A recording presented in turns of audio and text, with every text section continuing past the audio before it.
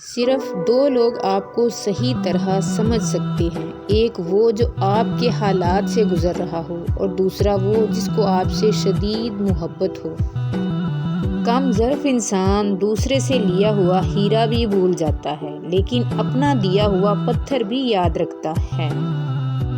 عزت کرو ان لوگوں کی جو اپنی مصروفیات میں سے آپ کے لیے وقت نکالتے ہیں، لیکن محبت کرو ان سے جو آپ کی خاطر ساری مصروفیات بھی ترک کر دیتے ہیں۔ سجدہ خوشی کا ہو یا غم کا، توفیق ملنا بڑی بات ہے۔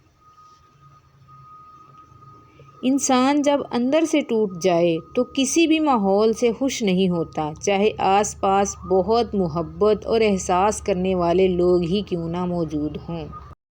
جو مقام شکوے کا ہوتا ہے وہی مقام شکر کا بھی ہوتا ہے، لیکن ہم اس مقام پر شکوہ جلدی اور شکر دیر سے ادا کرتے ہیں۔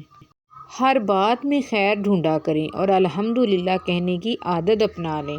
اے پاک پروردگار، وہ معاملات جن میں میرا اختیار نہیں، جہاں میں بے بس ہوں، ان میں میری مدد فرما اور مجھے اکیلا مت چھوڑ۔ آمین۔